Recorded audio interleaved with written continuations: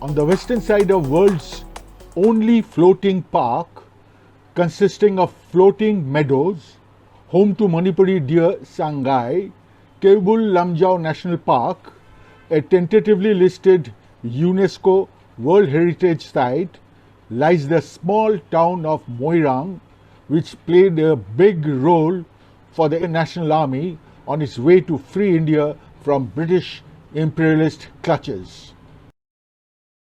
It is here where on the evening of 14th April 1944, Colonel Shaukat Ali Malik, commander of the intelligence wing of the INA, Bahadur Group, hoisted the Indian tricolour in a ceremonial manner before a gathering of 50 to 60 local people.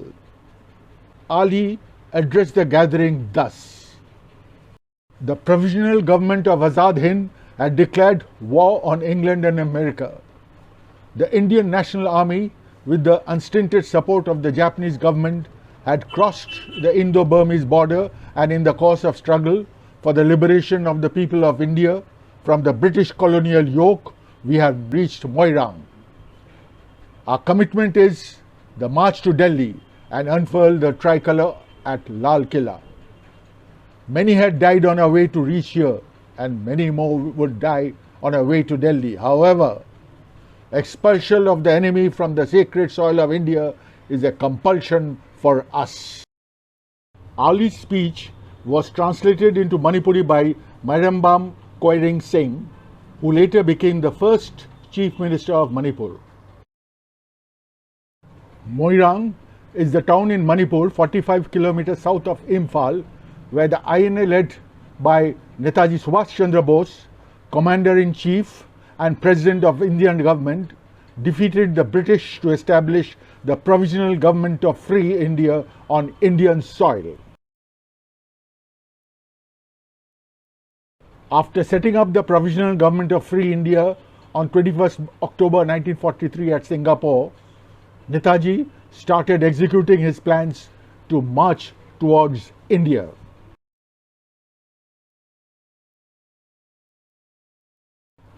In December, he visited Andaman and Nicobar Islands, freed by the Japanese from British occupation, and raised the Indian tricolour on 30th December.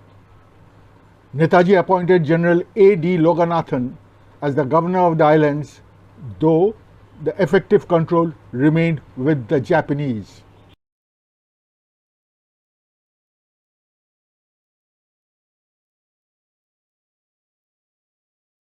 By January 1944, he shifted the INA headquarters to Rangoon. In December, most of Burma was Andaman and Nicobar Islands. The march freed by the Japanese from British occupation and raised the Indian tricolour on 30th December. Netaji appointed General A.D. Loganathan as the governor of the islands, though the effective control remained with the Japanese.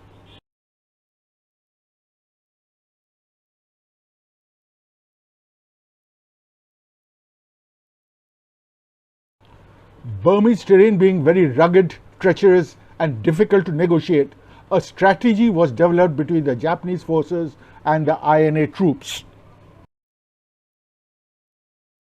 The Japanese would lead a frontal attack towards the Indian border, and the INA will function as a support troop, conduct espionage and engage in defecting the Indians in British troops.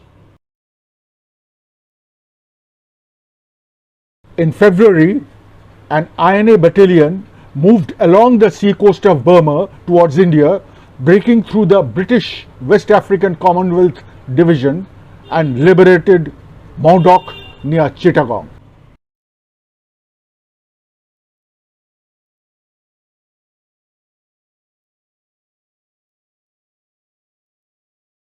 The Japanese forces on the northwest of Burma, while moving northwards to the Indian frontier, had to overcome not only the British forces in Upper Burma, but also the American-aided Chiang Kai-shek forces attacking them from the east through Yunnan. The Gandhi Brigade protected the Japanese forces from the Chin and Kachin guerrillas and helped them to move towards Imphal and Kohima. The Azad Brigade too crossed the Indo-Burma border and entered India. The Bahadur Group acted as a pathfinder and was successful in making large-scale defections.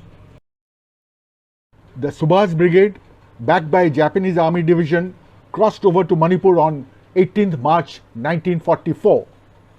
They liberated the southern hill ranges of Manipur.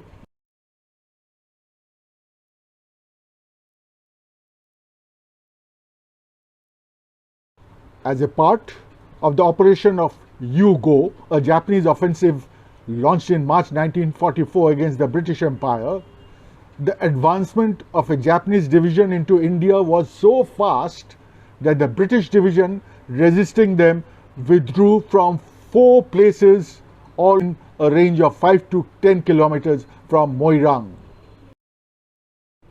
Soon, MOIRANG was liberated. By now, the INA had covered 2,382 miles of journey from Singapore to India. This liberation war, known as the Battle of Imphal, was the most difficult battle of the time for the British Army.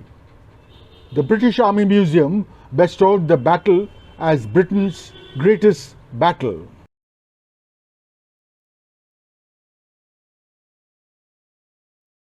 The advanced INA headquarters was established the same day, that is 14th April 1944, at the residential building of H. Nilamani Singh, who later became the Deputy Education Minister of Manipur. All military operations and administration of the liberated area were conducted from this building. Major General A.C. Chatterjee was designated as the Chief Administrator. The people of Moirang were jubilant and extended full support and cooperation to the Liberation Army. They supplied voluntarily rice, dry fishes, vegetables and grains to the Indo-Japanese Army. The PGFI administration prevailed for around 3 months.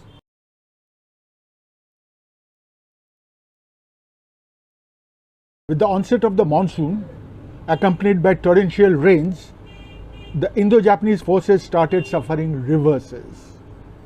The British Army continued their land and aerial attack. The Japanese by then had got demoralized, not only for their losses in the Indo-Burma sector, but also for losing some islands to the US in the Central and South Pacific. They started retreating, leaving the INA to take on the British Army.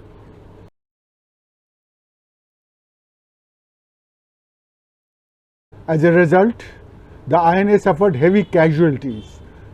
They were compelled to retreat to Rangoon against heavy odds.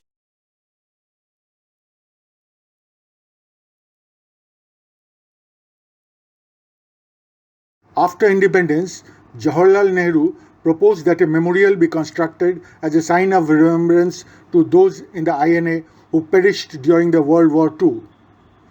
Moirang was selected due to its symbolic role in the independence movement. In 1955, the foundation stone of the memorial complex was laid. The INA Memorial Complex at Moirang now consists of 5 main units. 1. The Netaji Library. 2. The INA Museum, where relics of war from across Manipur dating back to 1944 are displayed. 3. Bronze statue of Subhash Chandra Bose, which was put up by Manipur government in 1993 after the statue donated by the West Bengal government in 1971 was blown up earlier in 1993 by an unknown group. 4.